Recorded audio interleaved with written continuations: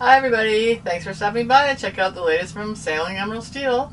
In this video we're going to be discussing the minimum that people need to know about the rules of the road and sailing before they take their boat out in the ocean or the bay. And before we get started, we'd like to thank all of you for all your comments and your thumbs up on our last video. So a week ago we had the 4th of July and we decided to go anchored to watch the fireworks, but beforehand we went on the bay and did a little day sailing.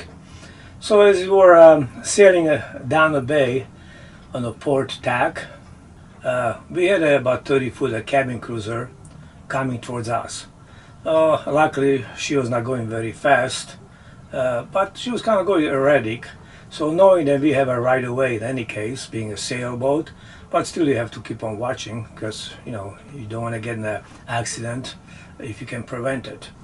As she was getting closer, I took a horn and I blasted one time, letting him know that I'm going to keep to the starboard. I didn't get no reply from Dame, so anyway I was slowly sailing, and right before they passed us, they decided to change the course and cut us right in front of us.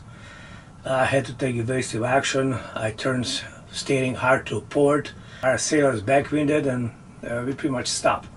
As she passed us, a bunch of guys and girls on the front of the boat and the back of the boat with their glasses in their hands were laughing, singing, music was playing, they were waving, all was going good. They did not even realize it, that they almost got run over. Now you can imagine 35,000 pound steel sailboat run into a fiberglass powerboat cabin cruiser. That wouldn't be very good for them. Now the way they were looking half drunk, who knows how many of them would actually be able to swim if they end up in the water. So luckily nothing happened. We got back on the sailing. Later on we pulled into Anchorage at Glorieta Bay. We dropped the hook, decided we're going to have a barbecue there before the fireworks. Now, like usually happen, another sailboat about 50-footer dropped an anchor right in front of us. They didn't put much of scope, but good enough. But a little bit while later, another powerboat came and they tied next to them. Now you know what it means with the two big boats tied together. As soon as a little wind picked up, they start dragging. Luckily they were on the boat. They were able to start the engines, pull our anchor out, and re-anchor again. So pretty much you get the idea. People go out and they're more interested about party instead of safe sailing practice. Now, some of you know, some of you don't. A lot of countries, including Canada, you actually have to take a test before you can use a boat in the waters. Actually, when we stayed in Canada for a year, we had to pass the examination because that was one of the requirements by Canadian law. Now, when you want to drive a car, you have to go and take a test. You have to study, and also when you drive on the road, you have all the signs telling you slow down, you can speed it up, the corner coming, a sharp turn, and so on and so forth, letting you know. But when you go on the water, you don't have any signs to help you keep the rules of the road. So very first thing I would tell you, person should know when they go out sailing, as far as I'm concerned, it's a basic rules of the road. So what I mean is this thing here. A lot of people think when you're a sailing boat, you have always right of way. And that is not apply when you are facing a big ship which is limited into their maneuvering in a deep channel. So you don't have a right of way there. Also, you don't have a right of way when the tugboat goes pulling a barge, because although the tugboat can change the course, the barge cannot. So also it's a very dangerous situation. And then also if you're a powerboat, if you think you have a right of way, that means a boat coming towards you is on your right, your starboard side, they have a right of way. So if you find yourself to have a right of way, same thing, you have to give way to a big ship who is very limited in the navigation. So that's a very simple thing. You should also know the sound of the horn blast, what it means. Like for example, one blast means you're turning to starboard, two blasts means you're turning to port, three blasts and a horn means you are backing up, and a 5 or more means I don't know what the hell you're doing. So that is pretty much how the sound is. Also, when another boat or ship approaching you, it's a good thing to do is to sound one blast to letting them know that you will halt to the starboard, and they should reply with a one blast on the horn to letting you that they will stay in the starboard. That means you will be passing port to port. This is very important navigation, especially if you're in a channel where it's a lot of traffic. And a lot of times, believe me or not, it is hard to know what the other guy is going to be doing it. So you don't want to find yourself in a situation where you get run over by someone, especially if someone is drunk. Now you also have a light system for a night, which is very important to understand what it means. That means a sailboat has a green, red, and a white light in the stern. Green on starboard, port has a red, the stern light is white.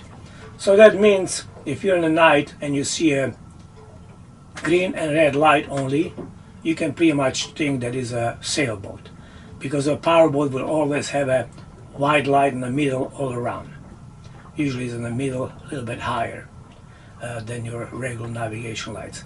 So if you see red and a green light with no white, that means a sailboat's coming towards you. If you see a red and a green light with a white light showing, that means powerboat is coming towards you. Now, if you see both of the green and light, that means you're in a collision course. So now, if you see red and green light, you can pretty much take it in a collision course. So you have to pay good attention. In that case, it's good to get a VHF radio, call a boat in front of you, and find out what is his attention. And if you have AIS and they have AIS, then you can communicate even better. Yeah. But this is pretty much what you have to do. Now, if you see only a red light and a white light in the stern, the boat will be crossing your bow. That means from your starboard to port. Now, if you see a light green and a white light, that means he will be coming from the port to the starboard, because you will see only one side of the boat. So the side of the boat you see is the one that will tell you which way he's actually moving. So this is very, very important. If you only see a white light, that means you are overtaking the boat. That means he's in front of you. It's going pretty much the same direction if you don't see the green or red light. Now, another thing that's important is if you should run into a big ship. The big ship would have a standard navigation lights, which is a red, green, white, but also you would have a second white light on top of the first white light. Now, if you see those two white lights on top of each other, that means you're in a collision course. You better take evasive action. Which way the top white light is located pretty much determine which way the ship is going. But we found out it's a very good idea if it's close enough to always get on the VHF radio and let them know you are there, because if you're a sailboat, a lot of times your lights are not very well seen, and also a lot of times the light can be also covered by your sails. So it's always good to know that, especially when it's a big ship, they know that you are there. At least we find that to be very, very helpful. Now, everyone should, or actually have to have, according to Coast Guard rules, should have a booklet with all the navigational this is kind of old, yeah. but it's navigational rules. The rules of the road. United States Coast Guard. Yeah. So anyway, even if you have that on the boat, which you should have, there is certain amount of things you should know on your own, because there is time where you will not have a time to go actually searching for your book and try to find the right page where they actually talk about the rules. So those rules I'm just saying right now are really, really a minimum. Same way, if you're on the ocean, you should know about tugboats. When a tugboat goes with a red, a green light, with two white lights on top of each other, that means he's pulling a barge with a chain less than 200 meters distance from his barge. If the same light configuration, but you have three white lights, that means the chain is longer than 200 meters. And 200 meters is roughly 660 feet or so, close enough to it. And the reason why that is very important is because a tugboat, usually lights are much stronger than one on a barge. And if visibility is not that very good, you might actually not notice the barge being behind him. And if you're close enough and you try to sail or power your boat behind a tug close enough, you actually might get stuck on this chain. If that happens, you're really, really in a big trouble. So there are certain things you really have to remember, because you know what, when you're on the ocean and say a ship's moving 25 knots or tug's moving 15 knots and you moving 5-6 knots, things happening really quick, and you will not have a chance or time to go searching for your book and try to find the right page and see which of those rules applies to you. Now, as Susan told you, you should have actually this is a law, you should have a navigation rules, international and inland, and if you don't quite understand what I was saying about the lights, you can go through this book and learn what it means, because we'll have a really good explanation. So I suggest very strongly that you should know at least that much. And that goes same thing for anchoring. You'd be surprised how many people not only know what the right scope is, but they don't even know what the hell scope means.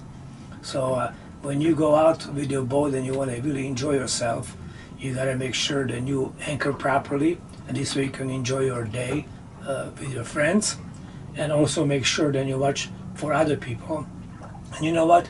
When you see somebody coming anchoring too close to you, or even worse, on top of your anchor, don't hesitate and go and tell them that they should move, because you know what? There's nothing worse than when you hesitate and then you find out 20 minutes later people left their boats there and they've got a dinghy and left, and their boats start dragging, and then you have to deal with that. So don't be too bashful, say as it is. Now try to be polite, no reason to create argument, because most cases people just really honestly don't know what the hell they're doing. We actually this last week, a couple weeks ago, 4th of July, we went out there and anchored, and we had lots of people. They didn't have a clue about anchoring. They have beautiful big boats, spend a lot of money, but have no idea about anchoring. And as soon as they put their anchor down, 15 feet of water, maybe 30 feet of chain or line, and then they start immediately dragging as soon as the wind picks up. So try to learn the basics about anchoring before you go out there. That was about 2 months ago. We anchored. It was kind of a funny situation. There is a nice beach, and a powerboat, a good size 65 foot or so, a powerboat was heading towards the spot exactly where I would like to go anchor, which we usually anchor. So anyway, I tell him, heck, I just move a little bit upwind from him.